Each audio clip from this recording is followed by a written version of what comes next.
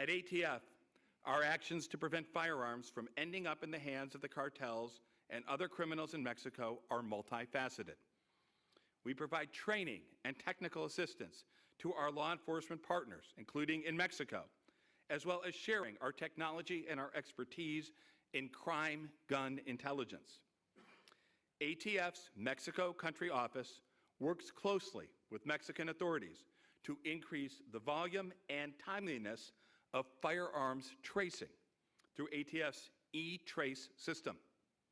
That is, tracing a crime gun back to its first known retail purchase.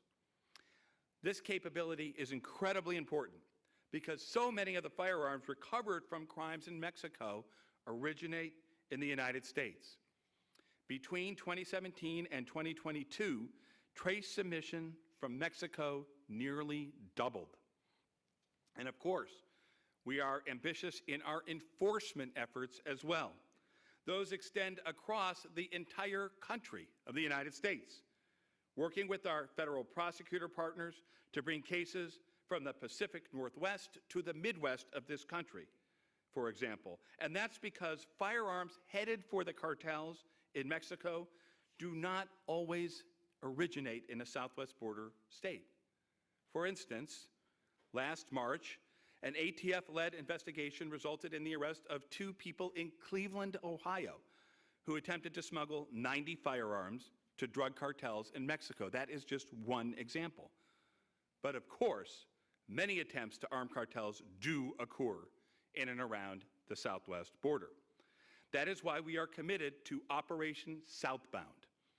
Initiated in 2020, Operation Southbound integrates a whole-of-government approach to enhance coordination among U.S. and Mexican law enforcement agencies in firearms trafficking investigations. Southbound investigations are conducted by 9 ATF-led multi-agency firearms trafficking task forces located across the U.S.-Mexican border. With our partners from Homeland Security Investigations, from Customs and Border Protection, from DEA, FBI, state law enforcement, local law enforcement, state prosecutors, U.S. attorneys, and DOJ's criminal division, our task forces are disrupting on firearms that are being trafficked to Mexico. That is our focus. That would not be possible without the kind of interagency whole-of-government effort you see here before you. At ATF, we are deeply grateful to DOJ, DHS, State Department, at the leadership level for prioritizing this level of partnership amongst the different agencies.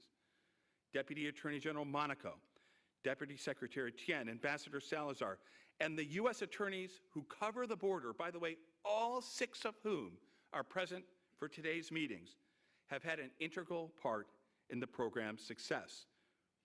This model works.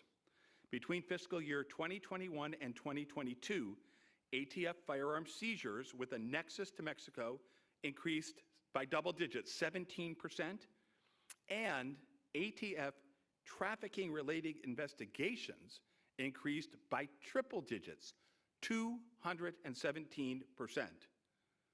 And by the way, are also up as well. Not only does this initiative keep the guns and ammunition from reaching the cartels, it leads to cases which leads to justice. I want to share just a couple recent examples of investigations conducted by ATF with our partners. 3 weeks ago, U.S. Attorney Ubayez, under that leadership, and he's with us here today, the District of New Mexico secured a 115-month sentence for a man who was smuggling firearms that Mexican officials believed were destined for the CJNG cartel. And in March, just a couple of months ago of 2023, under the leadership of U.S. Attorney Simonton, and Leah is also here, from the Northern District of Texas, we secured a 10-year sentence for a man who attempted to smuggle a military-grade machine gun to a cartel in Mexico. I see this every single day. Those are just examples. There are countless times, countless cases resulting from the tremendous investigative and prosecutorial work by ATF and our partners across government at DOJ, Homeland Security, State Department, local law enforcement departments, U.S. attorneys' communities, local prosecutors. There is no question that the challenge ahead of us is immense. That's why we're here. We must do more. But let's not let our efforts, our wins, our successes go unrecognized. Those successes are due to the members of law enforcement who every day risk their lives to stop these brutal cartels from getting guns. Law enforcement officers who run toward the gunfire. On that note, there is no greater champion of those brave folks out there than our next speaker. It is my deep honor to introduce the Deputy Attorney General of the United States of America, the Honorable Lisa Monaco.